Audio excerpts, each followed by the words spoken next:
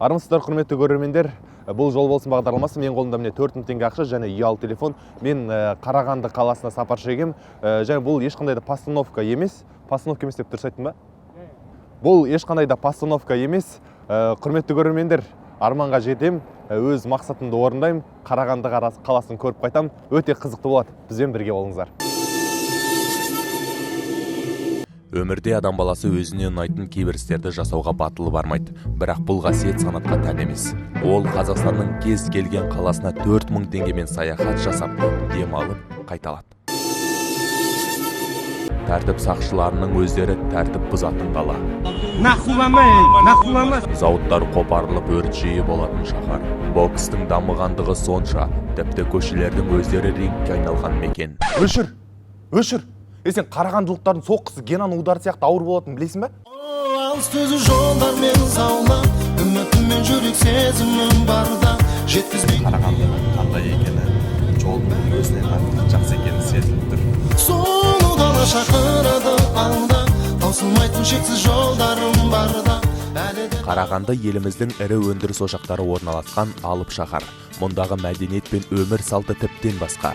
Жер аумағы 550 шаршы шақырымды құрайды. Халық саны 500 мыңға жуық. Бұл жерде жұмыссыз қалу әсте мүмкін емес. Өйткені кейбір зауыт фабрикалардың біреуінде-ақ мыңдаған адам еңбек етеді. Құрметті көрермендер, міне мен Қарағанды қаласына келдім.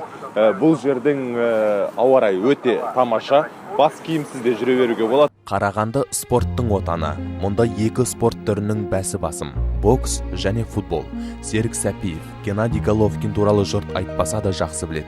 Ал әйгілі қарағандылық Шахтер 2013 жылы УЕФА Чемпиондар лигасында Селтик құрамасын 2-0 есебімен жеңіп, тарихты өзгерткен команда.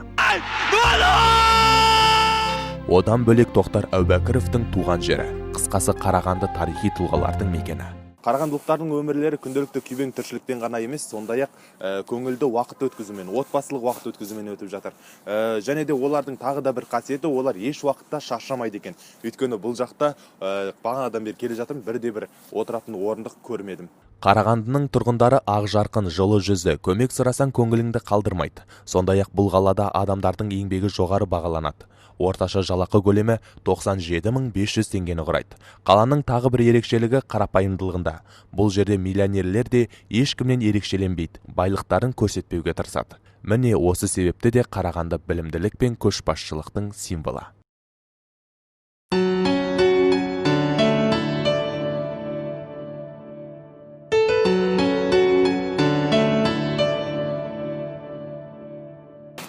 Сағат міне 4 болып қалды уже. Қарында біраз ашты. Күн бойы жаяу жүру деген оңай емес екен рас. Енді 4000 теңгемен келдім ғой, осында 2000 теңгем жолға кетті. Қазір тамақ алсам, оның өзі маған өте ауыр тиейін деп тұр. Мен бағана басым істеп үйден тамақ алып келгем, сол тамағым қазір жеймін.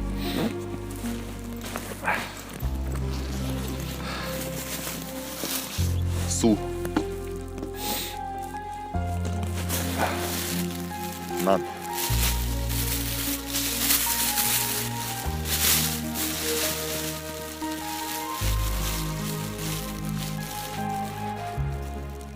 Айда қалап отырсыздар ма? Қызықты өтіп жатыр ма негізі уақыт?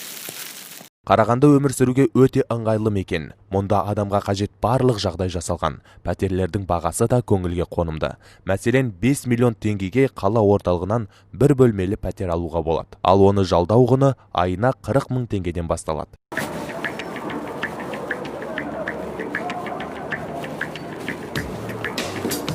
Проездға 80 теңге өрш.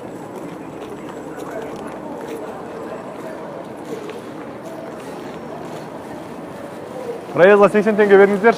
Тамақ пен киім бағасы сәл қымбаттау болғанымен, қызмет көрсету сапасы жоғары. Нақтылап айтар болсақ, нанның бағасы 70 теңге, жол жүру құны 80 теңге. 45-ші маршрутқа отырдым. 45-ші маршрутқа. Рисковать ететін ештеңе қалмады. Қазір енді бір жерден түсіп, өзіме ұнаған жерден түсіп, ары қарай сапарымды жалғастырамын.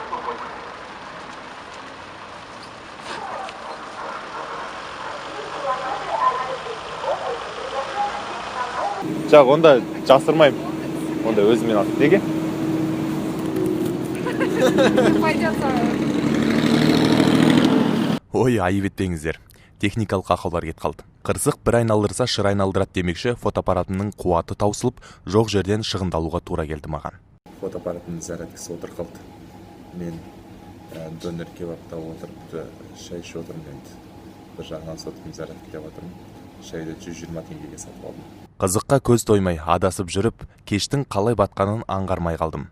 Менде бар жоғы 1740 теңге қалған еді. Бұл ақшаға қайтар көлік те табыла кетті. Қарағанды әсем қала, ал түні ерекше көркем. Өмірде кейбір адамдар болады ғой, жарты сағат әңгімелессең, өмір бойы танитын жандай сезіледі. Қарағанды тура солай. Менің бұл қалада өткізген жарты күнім жадымда мәңгі сақталмақ. Рахмет саған, Қарағанды. Адам кей кезде өзіне қалайтын істі жасауға батылы бармайды. Бірақ мен бүгін Қарағанды қаласына келіп, өмірімнің бір күнін осы жерде өткізгенім үшін еш уақытта өкінбеймін. Бұл жердің адамдары, соншалықты жылы құшақ жүздері маған қатты ұнады. Арманға жету үшін еш уақытта шаршамайық, әрқашан өз арманымызға жетейік. Сіздермен бірге болған Жол болсын бағдарламасы, және мен Санат Ильяс. Келесі кездескенше. Жолың болсын бауырым, қайда жүрсең де, ақ жол саған жар болсын бір тәңірім, тойласаң да ойнап күлсең.